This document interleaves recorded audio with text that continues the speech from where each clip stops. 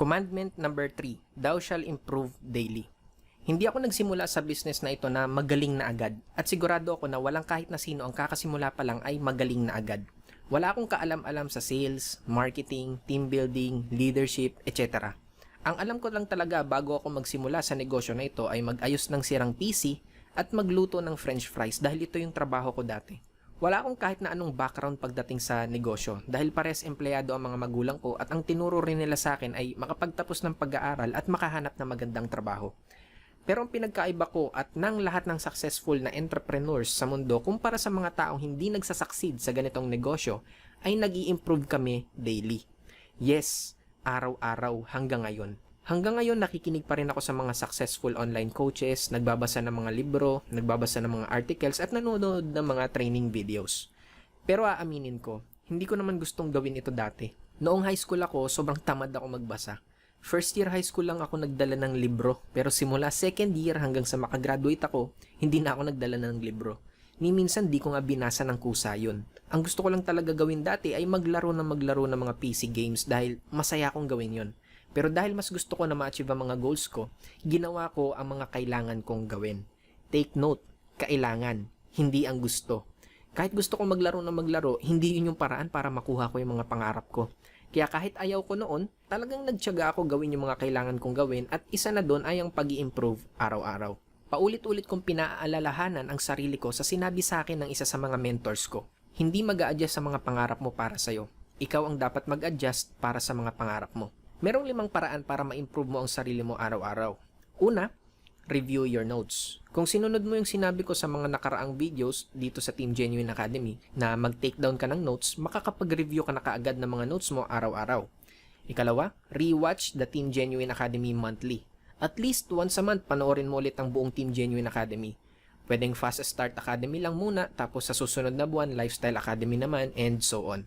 The more na paulit-ulit mong pinapanood ng mga Team Genuine Academy videos, siguradong may bago kang matututunan dahil patagal ng patagal, nag-upgrade ang mindset mo at nagiging iba ang pagtingin mo sa buhay. Ikatlo, watch motivational videos every day. Maraming motivational videos sa YouTube. I-type mo lang ang motivational videos, marami ka nang makikita. Sa panonood ng motivational videos, kailangan talagang ma-motivate ka to the point na ma-excite ka, maiyak ka, o tumindig ang balahibo mo. Kapag naapektuhan ng emosyon mo sa napapanood mo, ibig sabihin effective yung napapanood mo. Ika-4, read books. Ang top 3 books na may re-recommenda ko na basahin mo ay ang Think and Grow Rich, 21st Century Edition by Napoleon Hill, For Richer for Poorer by Chin Kitan, at Rich Dad Poor Dad by Robert Kiyosaki. More on mindset books ito dahil ito ang pinakang importante na kailangan nating matutunan at makakatulong sa ng malaki. And finally, upgrade your Team Genuine account para ma-access mo ang iba pang mga modules ng ating team. Para makapag-upgrade ka, kailangan mo lang i-apply muna yung mga natutunan mo sa lessons ng kasalukuyan na inaaral mo dahil kapag in-apply mo ito, siguradong kikita ka ng malaki. At yung kikitain mo ang gagamitin mo para makapag-upgrade. Paikot system ito kung naaalala mo pa sa mga nakaraang lessons. Lahat ng ito ay importante, pero para ma-achieve mo ang success na gusto mo, ang pinaka-importante sa lahat ay take action. Siyempre, dapat i-apply mo kaagad yung mga natutunan mo. Ang keyword is agad. Ibig sabihin, as soon as possible na matapos mo ang training na ito, i-apply mo na kaagad ang mga natutunan mo. Sabi nga, ang knowledge para yang gulay. Kapag hindi mo inuluto agad, mabubulok yan at hindi na pwedeng kainin. May kasabihan rin na what you hear, you forget. What you see, you remember. But what you do, you understand. Masasabi mo lang na alam mo na ang isang bagay kapag ginagawa o ginawa mo ito at nagkaroon ka na ng resulta. Commandment number 4, thou shall take full responsibility of your life. Ang isa sa mga rason kung bakit mahirap ang mga Pinoy ay dahil isinisisi nila sa ibang bagay, panahon, pangyayari o mga tao ang pagiging mahirap nila. Sisi sa gobyerno, sisi sa panahon, sisi sa ibang tao at kung saan-saan pa. Pero never mong maririnig sa kanila na kaya ako mahirap kasi tamad ako. Kaya ako mahirap kasi wala akong ginagawang bago. Kaya ako mahirap kasi takot ako mag-fail. Kaya ako mahirap kasi mas naniniwala pa ako sa mga taong walang narating sa buhay kaysa sa mga taong successful. Never mong maririnig na sinisi nila ang sarili nila kung bakit sila naghihirap. Posible na totoo lahat ng mga bagay na sinisisi mo. Hindi ko naman sinabi na nagsisinungaling ka sa mga sinisisi mo, pero ang tanong, yung paninisi mo ba sa kanila ang makakapagpabago sa takbo ng buhay mo? Di ba hindi naman? Sa tingin mo ba may pakialam sa'yo yung mga tao, bagay, panahon o pangyayari na sinisisi mo? Di ba wala? Hindi mo mababago ang panahon, ibang tao at ang nakaraan. Isa lang ang taong kaya mong baguhin at yun ay ang sarili mo. Magsisimula lang ang pagbabago sa buhay mo kung ititigil mo na ang paninisi sa mga panlabas na bagay na hindi mo kontrol at mag-focus ka na lang sa mga bagay na kontrol mo at yun ay ang sarili mo. Sabi nga ni Mahatma Gandhi, you must be the change you want to see in the world. Kung gusto mo ng pagbabago sa mundo, baguhin mo muna ang sarili mo. Commandment number 5, thou shall confront the dream stealers. Kapag nalaman ng mga taong malalapit sa iyo na nagnenegosyo ka na, posible na marami silang hindi magandang sabihin sa iyo. Madalas ito ay dahil kilala ka nila. Kilala ka nila bilang isang normal na empleyado lang at hindi naghahangad na maging asensado sa buhay. Kilala ka nila bilang isang ordinaryong college student na magtatrabaho rin pagka-graduate gaya nila. Kilala ka nila bilang isang OFW na sumusuporta lang sa pamilya.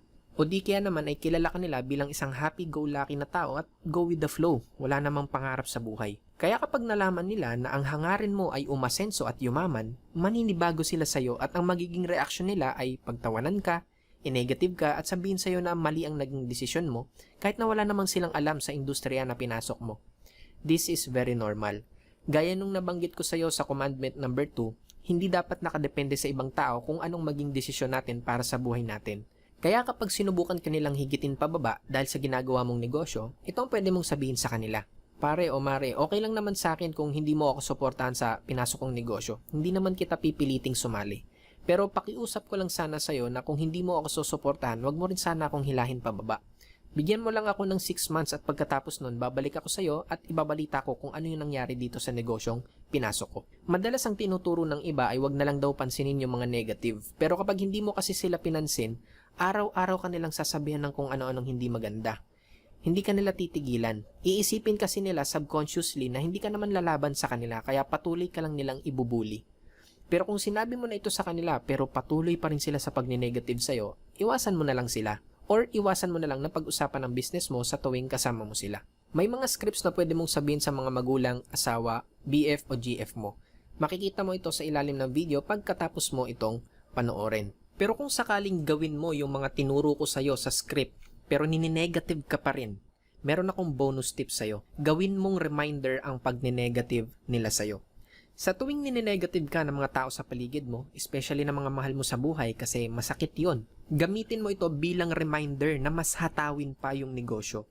Sa halip na malungkot ka sa pagni-negative nila, gamitin mo ito bilang motivation para ituloy-tuloy mo ang negosyo hanggang sa maging successful ka. Dahil ang success mo lang ang tanging paraan para mapatahimik mo sila sa pagni-negative nila sa'yo. Palagi mong tatandaan itong plak sa tuwing nini-negative ka ng mga tao sa paligid mo. Pera lang ang katapat. Hindi ka nila titigilan kapag kinontra mo sila, nakipagdebate ka sa kanila at lalong-lalo na kapag nakipagtalo ka sa kanila at ipinilit mo na magiging successful ka sa negosyo na ito. Titigil lang sila kapag may malaking resulta ka na. Tanging resulta mo lang ang magpapatigil sa kanila. Kung estudyante ka at nininegative ka ng mga magulang mo, kapatid mo, mga tito-tita mo, o kung sino man mga kamag-anak mo, imagine kung bigla mo na lang sabihin sa mga magulang mo na, Ma o Pa, huwag mo na akong bigyan ng allowance, kumikita na ako dito sa negosyo ko. Imagine mo kung anong magiging reaksyon nila. Sa tingin mo ba pipigilan ka pa rin nila sa negosyo mo? Kung nininegative ka ng asawa mo tapos bigla mong binigyan ng 10,000 pesos pang shopping, tapos sasabihin mo na galing yung pera na yon sa kinita mo dito sa negosyo na pinatitigil niya sa'yo. Sa tingin mo, pipigilan ka pa rin ba niya dito sa negosyo? Kaya palagi mong tatandaan, plak. Kung gusto mong tumigil sila sa pagninegative sa'yo, it's either mag-quit ka at sumunod sa kanila para hindi mo na makuha yung mga pangarap mo, or maging successful ka para patunayan mong mali sila sa pagninegative nila sa'yo. Commandment number 6. Thou shall always attend online and offline events. Napag-usapan natin sa mga nakaraang modules ang importance ng pag-attend sa ating OGC. Isa itong klase ng online event. Once a year, nagkakaroon rin tayo ng live events tulad ng anniversary, Christmas party at iba pang mga events. Kung nandito ka lang sa Pinas, ay highly recommend na makapunta ka sa mga ganitong events dahil makakasama mo mismo ang mga top leaders and successful members ng ating team and company. Leaders are born in events. Alam mo ba na ang mga leaders almost every time nanggagaling yan sa mga events? Ibig ko sabihin ay lumalabas ang leadership ng isang tao sa pamamagitan ng mga events dahil sa events mo makikita ang future mo. At sa negosyo natin, palagi mong tatandaan na walang kahit na sino ang naging successful na hindi naman leader. Makikita mo ito sa pamamagitan ng mga taong nauna sa atin maging successful. Ako mismo ay sobrang na-inspire sa mga events na napuntahan ko dahil doon ko naunang nakita yung future ko.